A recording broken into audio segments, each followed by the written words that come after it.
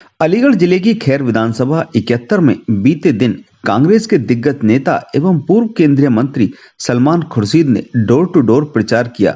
विधानसभा 71 से प्रत्याशी मोनिका हेमंत सूर्यवंशी कांग्रेस की ओर से चुनाव लड़ रही हैं, जिनके प्रचार हेतु केंद्रीय मंत्री सलमान खुर्शीद अलीगढ़ जिले के टप्पल क्षेत्र में पहुंचे थे। नमस्कार, आप देख रहे हैं जेवर प्रेस और मैं हूं आपका दोस्त चंचल कुमार शर्मा। अपने क्षेत्र की ताजा तरीन खबरों के लिए देखते रहिए जेवर प्रेस।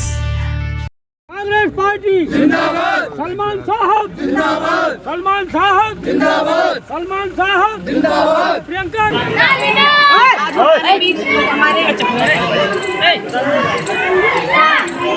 बहुत छोटी हूँ मैं उम्र में, मैं इसलिए नाम नहीं लूंगी। हमारे सर साहब आए हैं और उनका तहे दिल से स्वागत है। आज हम यहाँ पे आए हैं ताकि हम अपनी कांग्रेस पार्टी को मजबूत कर सकें। हम एक से एक जुड़कर एक एक कड़ी बना सकें, जिससे हम आगे तक जा सकें और ये बीजेपी और ये जो पार्टियां हैं इनको थोड़ी चुनौतियां दे सकें। आप विधानसभा 71 के मजबूत दमदार प्रत्याशी हैं। जनता के प्रति आपकी क्या प्रतिक्रिया रहेगी विधानसभा 71 जीतने के बाद? देखिए, हम यहाँ विकास करने के लिए आए हैं।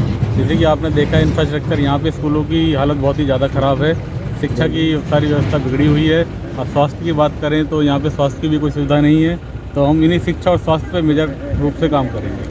आपकी पार्टी ने नारा दिया था कि लड़की हूँ लड़ सकती हूँ। हाँ जी। तो इसका आपको कितना बेनिफिट हो रहा है? देखो, लड़की हूँ लड़ सकती हूँ, प्रियंका गांधी ने ये इसकी शुरुआत की थी। उन्होंने कहा था कि 40% लेडीज़ को वो टिकट में भागीदार बनाएंगे।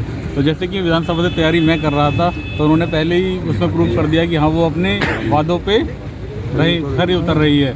तो उन्होंने 40% में इन्हें टिकट दिया है।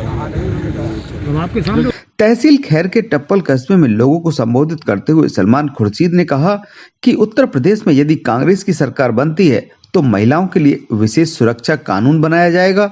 साथ ही छात्राओं के लिए मुफ्त लैपटॉप व स्कूटी देने का वादा भी किया। थोड़ा सा सर, आज जो सर आप यहाँ नूरपुर गांव में आए हो सर, किस विषय को लेकर सर आप लोगों के बीच आए हो सर, क्या बात रखी है? देखिए, विषय तो बहुत है। हमारे मैनिफेस्टो में वो सारी बातें कही गई हैं, और जो हमारा मेन मैनिफेस्टो है वो अभी 1-2 रोज़ में आ जाएगा। महिलाओं के लिए हमने एक मैनिफेस्टो निकाला, शक्ति विधान, और एक हमने नौजवानों के लिए निकाला, तो हमने ऐसे भर्ती विधान में हमने कहा है। उसका संबंध नौजवानों से, महिलाओं से, उनको अवसर देना, उनको भागीदारी देना, उनको विश्वास दिलवाना इस देश में, इसका प्रयास उस मैनिफेस्टो में हुआ है। लेकिन जो मेन मैनिफेस्टो है वो अभी 1-2 रोज़ में आ जाएगा। लेकिन कहीं कहीं जो भी हो, जहाँ विकास के संबंध में, रोज़गार के संबंध में, किसानों के अत्याचार पर जो अत्याचार हुआ है उसके संबंध में, महिलाओं को पूर्ण रूप से सम्मान मिले, सुरक्षा मिले, भागीदारी मिले, इन सब चीज़ों को हमने उठाया है। लेकिन आज जो विषय मैंने यहाँ जिस पर मैंने प्रकाश डालने का प्रयास किया, ये बताया कि जो हिंदू मुस्लिम समाज में जो परंपरागत रूप से जो कई शतक ऐसे हुए हैं, गुजरे हैं, जिसमें वो एक दूसरे के भाई, दोस्त, अजीज़ बनकर रहे, उसमें कोई बाधा डालने का प्रयास कर रहा है, उसमें कोई रुकावट डालने का प्रयास कर रहा है, वो निंदनीय है। और हमको उस धोखे में नहीं आना चाहिए।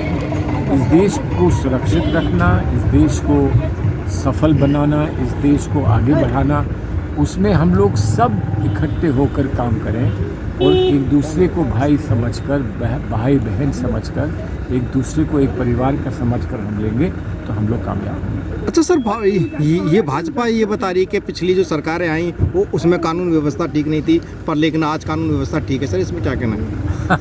कानून व्यवस्था ठीक है, इतना हंसाना नहीं चाहिए कि आदमी रो पड़े। ऐसा नहीं करना चाहिए कि आदमी रो पड़े।